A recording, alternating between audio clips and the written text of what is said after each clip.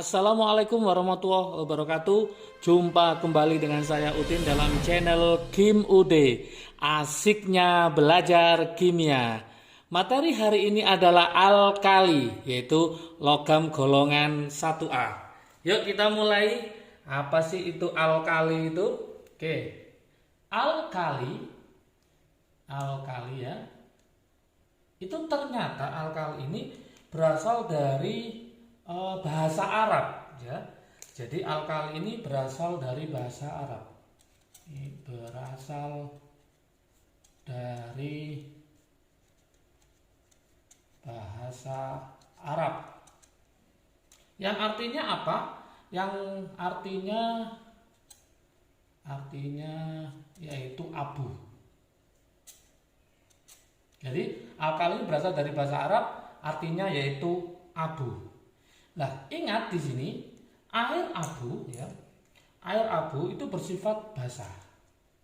Air abu itu bersifat basah. Sehingga kesimpulannya karena bersifat basah, maka logam golongan 1A yang disebut dengan golongan 1A alkali itu membentuk basah kuat. Arahnya nanti ke situ. Akan membentuk yaitu basah kuat.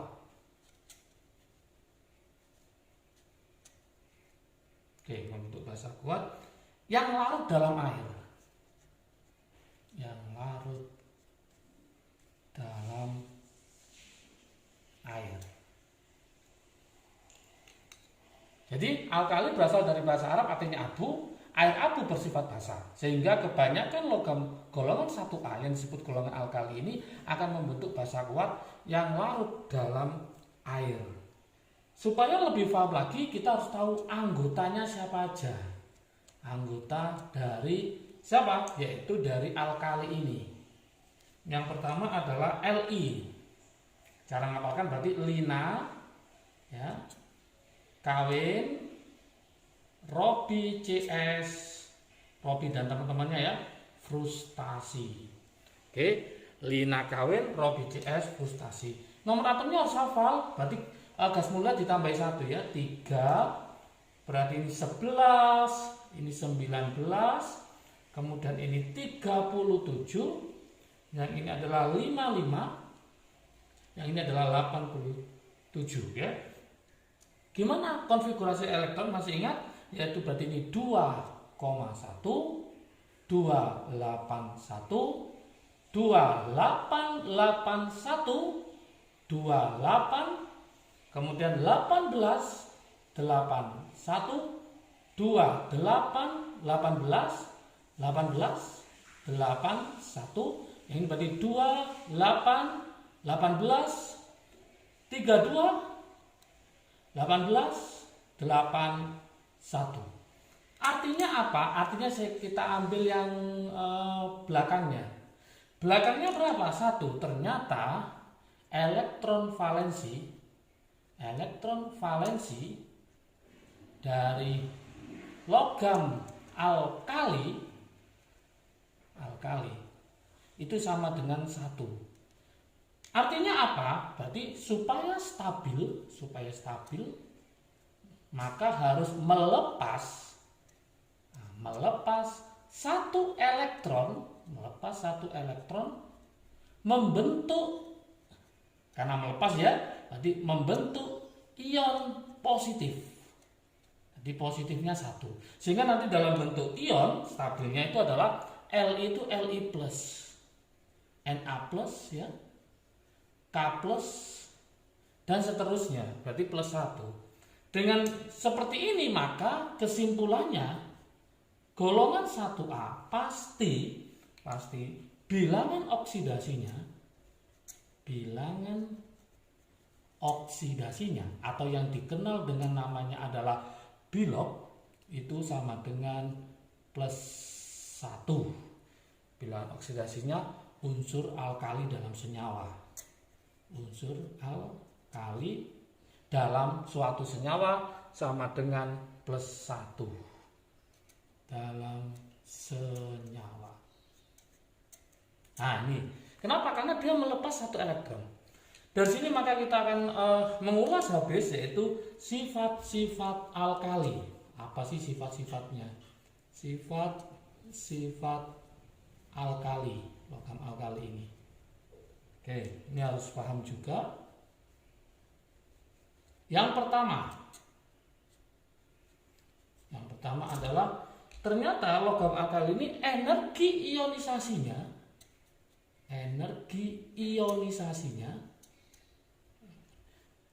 itu sangat rendah atau sangat kecil sekali. Apa hubungannya sangat rendah? Sehingga dia akan mudah lepas elektron karena energinya kecil, sehingga mudah melepas elektron. Kalau mudah melepas elektron, jangan salahkan, maka akan mudah bereaksi atau mudah membentuk senyawa dengan unsur lain, sehingga nanti akan sangat reaktif. Kenapa? Mudah lepas, berarti sangat reaktif untuk membentuk senyawa.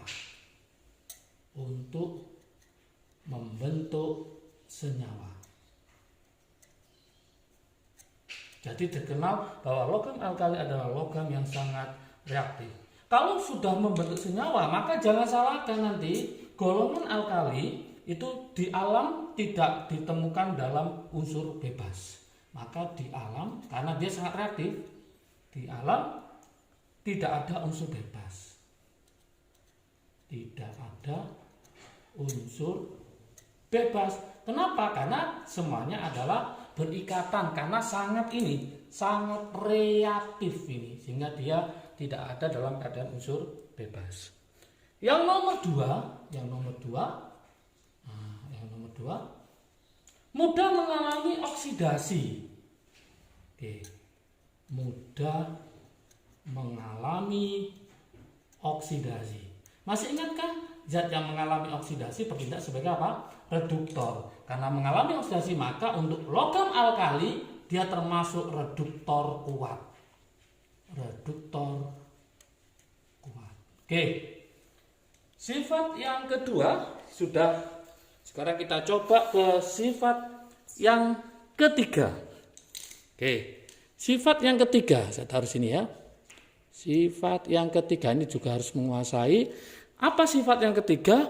Yaitu reaksi dengan air. Nah, reaksi dengan air. Reaksi dengan air membentuk basa. Reaksi dengan air itu berlangsung cepat ya. Sangat larut. Berlangsung cepat. Membentuk basa dan membebaskan gas H2 dan membebaskan gas hidrogen atau H2. Kalau kita buat reaksinya misalkan Na ya, natrium ditambah H2O, maka nanti akan menjadi NaOH plus H2. Jadi dia akan menghasilkan suatu basa, dan basanya adalah basa kuat dengan H2A. Nah inilah nanti disertai dengan ledakan gasnya. Terutama KOH, CSOH semakin ke bawah, maka ledakannya semakin kuat ya.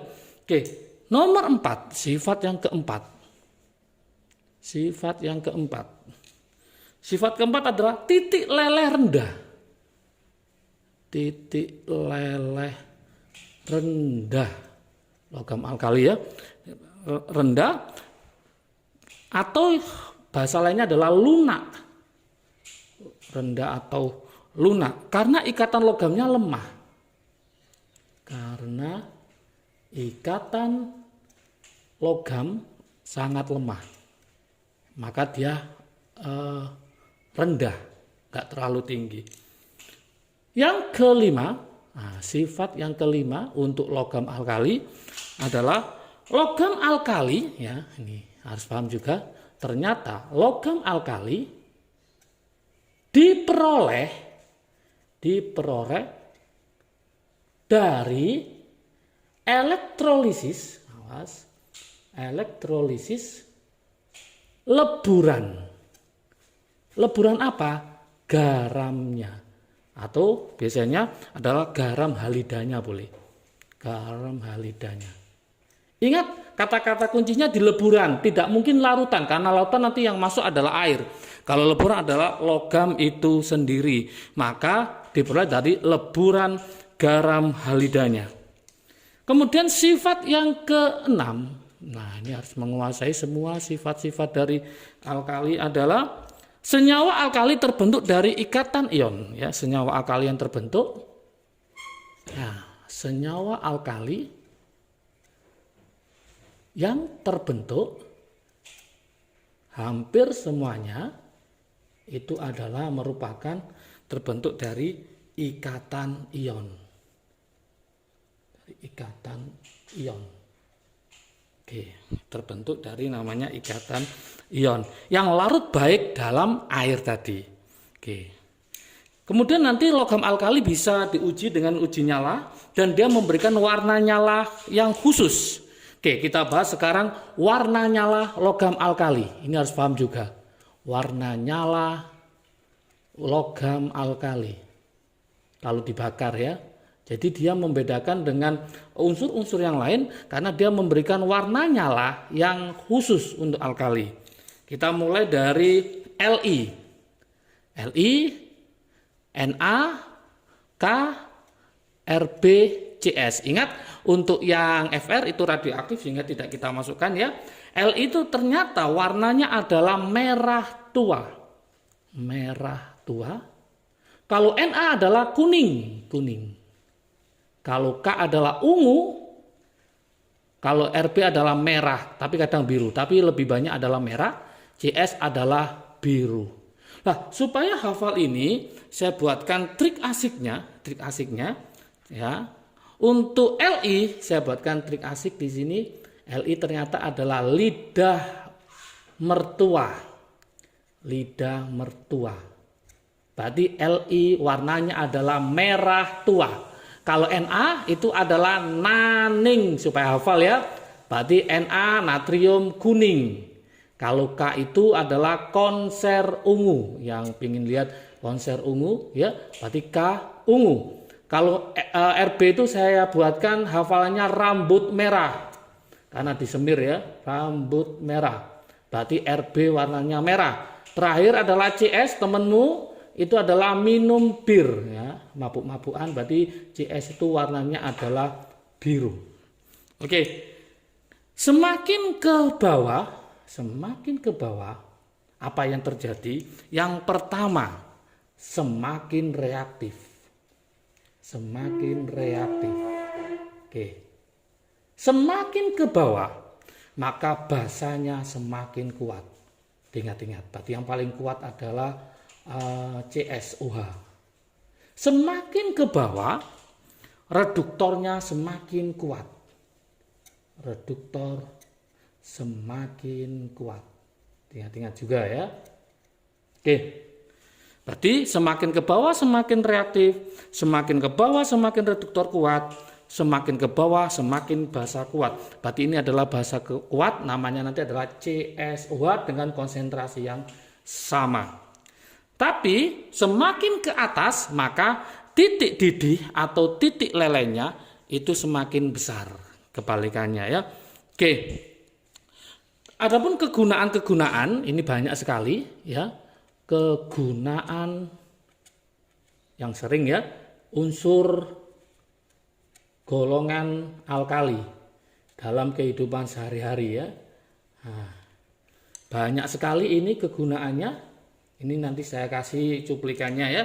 Yang pertama yang sering keluar adalah NaCl. Ini pasti semua tahu, yaitu yang disebut dengan namanya garam dapur ya.